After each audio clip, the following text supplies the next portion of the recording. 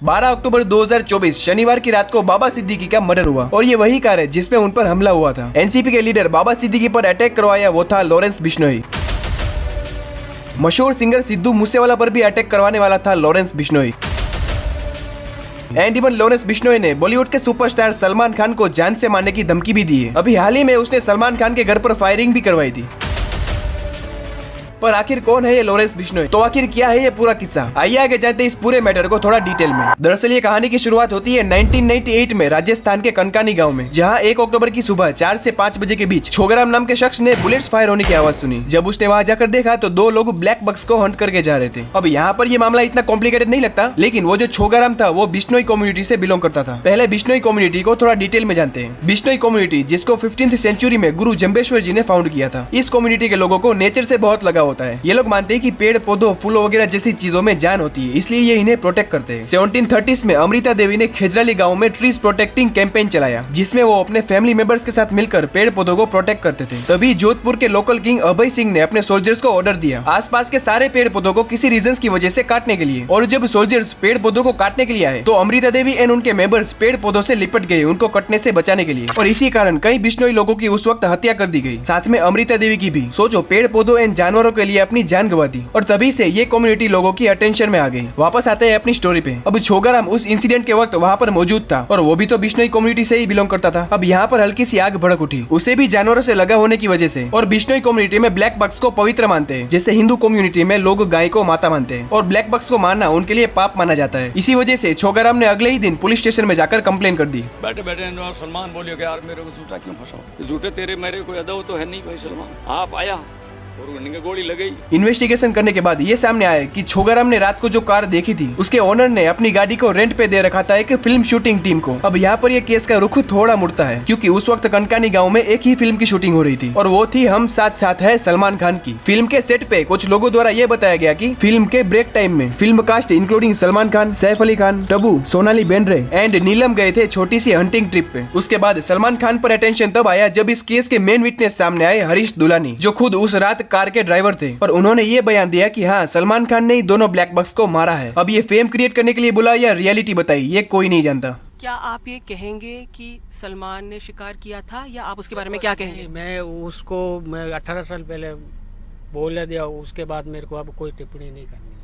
फिर उसके बाद 12 अक्टूबर 1998 को सलमान खान को गिरफ्तार किया गया और अगले ही दिन उनको बेल मिल गई। और यहीं से शुरू होता है उनका जेल का सफर। साल 1999 में उन पर wild life protection act and IPC के तहत कार्रवाई शुरू की गई। अब यहाँ पर ये चीजें क्रेजी तब हुई जब इस केस के विटनेस ने कोर्ट में गवाही देने से मना कर दिया और उन्होंने अपना बयान बदल दिया कि सलमान खान ने ब्लैक बक्स को नहीं मारा। 2005 तक ये बातें ऐसे ही चलती रहती है, लेकिन 2006 में हरीश ने फिर से ये केस को उठाया और अपना बयान बदल कर बोला कि हाँ, सलमान खान ने ही दोनों ब्लैक बक्स को मारा है। अब सलमान खान को 17 फरवरी 2006 को फिर से गिरफ्तार किया गया, लेकिन फिर से उनको अगले ही दिन बेल मिल गई, क्योंकि यहाँ पर कोर्ट का ये कहना था कि हरीश ने कई दफा अपने स्टेटमेंट्स को बदल कर बोला है। इनफैक्ट इस केस के क्लोज होने के बाद कई लोकल न्यूज़पेपर्स को भी बताया था कि सलमान खान बेकसूर है, उन्होंने ब्लैक बक्स को नहीं मारा, लेकिन अब आकर कह रहे हैं कि उन्होंने ही मारा है, इसलिए उनकी गवाही मानी नहीं जाएगी और कोई विटनेस न होने की वजह से इस केस को वहीं क्लोज कर दिया जाता है। लेकिन किसी तरह साल 2013 में कोर्ट ने फिर से इस केस को ओपन किया और 5 अप्रैल 2018 को सलमान खान को दोषी मानकर उनको अरेस्ट करके 5 साल की सजा सुनाई दी। लेकिन सलमान खान को 7 अप्रैल 2018 को जेल से बेल मिल गई और वो 2 ही दिन में जेल से छूट गए। और जहाँ पे उनके लाखों करोड़ों फैंस खुश हो रहे थे, वहीं पे एक बंदा नाराज था, लॉरेंस बिश्नोई, जिसने उसी टाइम पुलिस कार में बैठकर धमकी दी कि अब वो सलमान खान को मारेगा। जब हम करेंगे तो पता लग ही जाएगा, सलमान खान का करेंगे, मारेंगे, यहीं जोधपुर में मारेंगे तो पता लग जाएगा उनको। पर आखिर कौन है ये लॉरेंस बिश्नोई? आइए इसके बैकग्राउंड को भी थोड़ा डिटेल में जानते हैं।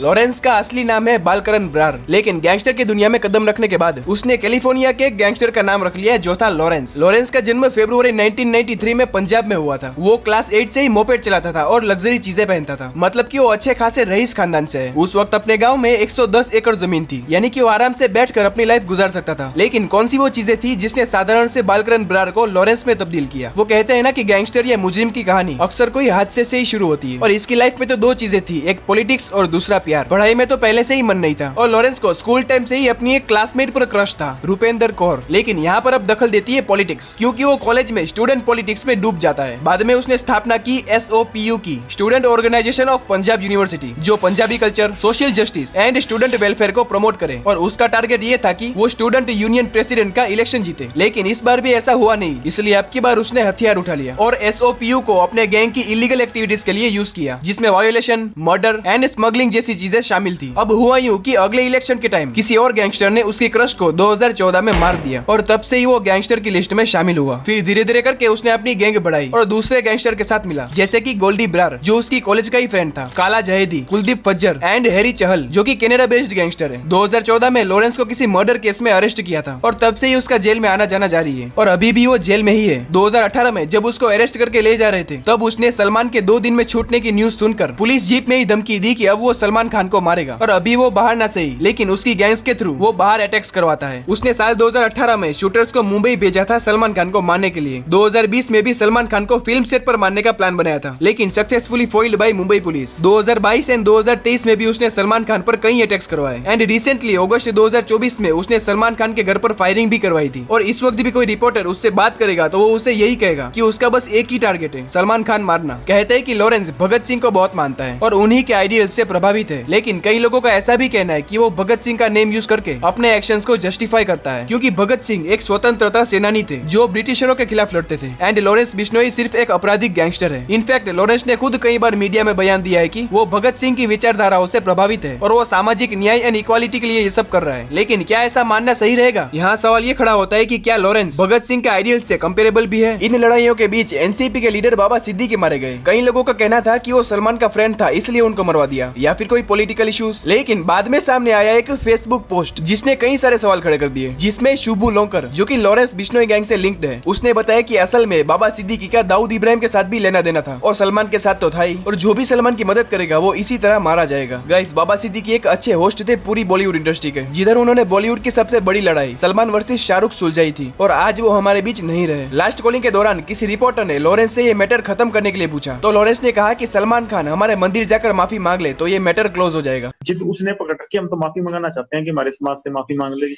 और तो कोई जिद है ही नहीं।